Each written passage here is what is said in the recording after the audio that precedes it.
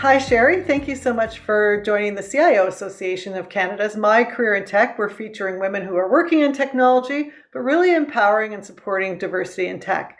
So I thought we could start off by asking you to introduce yourself, tell us a little bit about yourself and your current role, and then also tell us about your amazing volunteer role with the CIO Association of Canada. Thanks so much, Lee, for having me. Currently, I'm at the University of Alberta and I'm working as the IT partner for the College of Health Sciences. So the college is made up of 6 different faculties that all fall under the umbrella of the College of Health Sciences. So my current role, I'm a member of the college's executive team and I'm responsible for the IT strategic planning and recommendations for the college, ensuring that technology is delivering on its core mission. So as far as my volunteering with CIO Canada, I've been a member of the association, I think it's over 12 years. And I've been a board member of the local Edmonton chapter since 2017. And my current volunteer role is that of the Director of Mentorship, Peer Knowledge Exchange Portfolio / I think that name is going to change. And it really works for me because I've always been extremely passionate about mentorship in my career and having an impact, a positive impact on culture and relationship building. So I find that in my volunteer role, my passion, sort of all my boxes are ticked in that volunteering I do with the chapter. Thank you so much. What a great convergence of like work and volunteer work that kind of comes together around education, mentorship, training, all of that stuff. That's incredible. And thank you so much for your support with the CIO Association of Canada. We appreciate it very much. So this year, IWD is focusing on the theme of breaking the bias. We've had some great sessions with a number of very amazing women coming and talking, and you are one of them. And really, the whole theme of this year is around creating a world that's diverse, equitable, and inclusive. So we know, based on research in Canada, that gender diversity is, especially for women, is very, very low in tech. So just wondering how you've had to deal with the bias of gender and diversity in tech, and what are some examples you can provide of how we might start to improve inclusivity in the sector? I had the pleasure of attending the CIO Association's fireside chat with Shannon Leninger, the president of Cisco Canada. And she raised so many valuable, relatable experiences for me in that chat. I found it really, really amazing. And one powerful example she talked about was having an active ally, which has been really important to me in my success as an IT leader. I found that early on in my career, I had an ally who was actively supported my technology journey. He really saw me as that technology leader before I was truly equipped to be that successful in that role. And he saw areas where I excelled, and he ensured I had the support to both pursue educational opportunities along with a lot of hands-on experiences, which was just so powerful for me.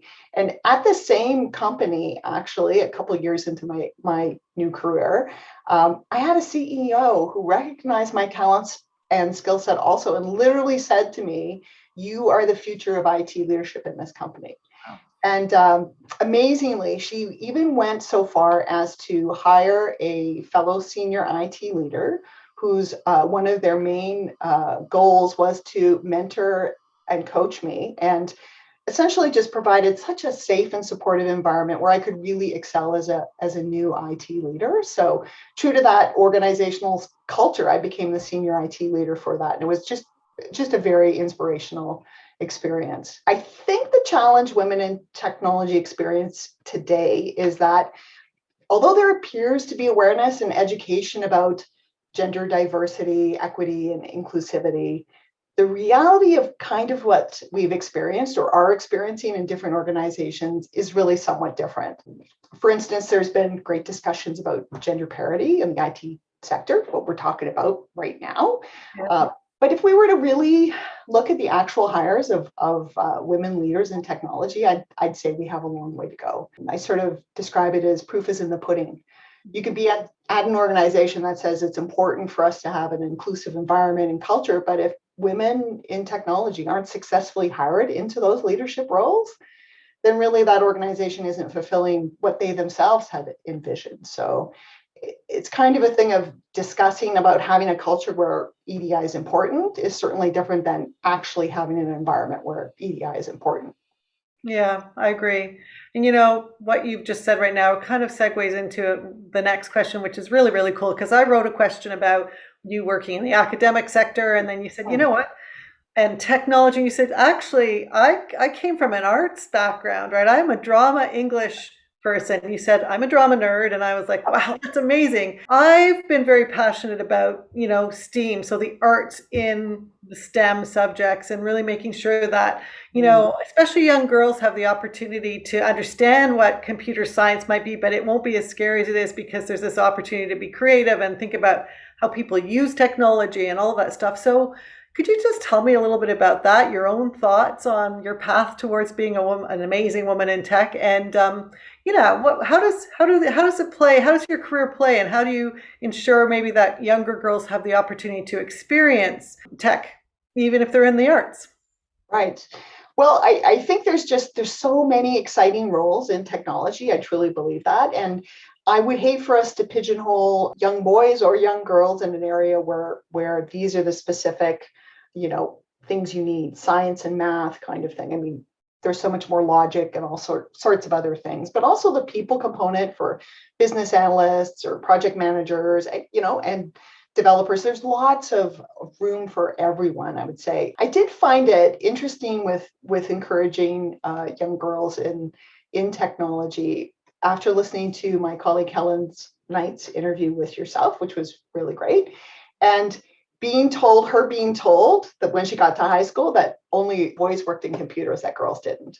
And I hope to goodness we're way further ahead from that. But I think it was just really sort of true. And I'm sort of maybe the exception, my, as I say, self-proclaimed drama nerd, and I excelled in other areas, but I still found a home and a passion in the technology section. So I think that's just, don't limit anyone's exposure into the field. Yeah. I think you're right. It can be scary for young boys or young girls to hear that there's this one particular thing that they must follow. That's the perfect equation to be a successful IT person. And I just think that's not true. Yeah, I agree with you. And I'm really waiting. I'm hoping some research will be done, and maybe, we'll look at doing it as an organization just around the impact of, I worked a lot in building apps and doing that type of thing in my past career. And it was like, who's building them? How do they understand the end user? Is the end user a woman, like a man, someone who self-identifies in another way? So how do we ensure that we're building things for people to use that really support all of our genders and how we self-identify? And I think that will be an amazing place when we get there. But I think it needs, from my perspective, that aspect of the arts to pull into it, So just really enjoyed this conversation with you about your own background and your career. So we talk about work-life balance. I think we did on the fireside with Shannon. Are there 3 actions you do in your daily life, work-life balance, to help break the bias and encourage a voice for women, but also maybe just have a safe space for yourself as well? This question's a tough one. So for me, I sort of, some things I do is I always ensure that I'm speaking up in meetings where I can provide value, regardless of if I'm the only woman in the room or not. That's just who I am. I'm always wanting to bring forward recommendations or highlight team successes in order to help our organization. So I'm not sure that's a woman in tech. That's just sort of, I'm not shy. You remember, drama nerd. I'm okay with speaking. So I'm not sitting on my hands, so to speak. I also try to be an active ally of young women in technology who are beginning their careers, sharing my journey and my experiences with them, the good and the bad. I think that's invaluable. And even too, speaking that there's different paths to technology. There's different, I think gone are the days where, kids in school, know what their career path is. They're going to pick one career and they're going to be in that career for 30 years. Way back in the day, that's just so not reality. So I think that helps encourage women and others to look at technology. I think sometimes this isn't a technology focus as much as it's a women leaders focus. So I very often reach out to other women leaders that I meet through different events, and some are technology leaders for sure, and some aren't. But even that has an impact to sort of say, These women can be, sisters, mothers, aunts, etc. And they have females in their lives that they might say, I've met a woman in IT. She has social skills. They're real. They exist. I think is valuable to say that there is opportunities in careers in this environment as well. So I'm not sure that's a conscious daily habit I make. It's just those were 3 things I could think of where I'm hoping I'm having some impact.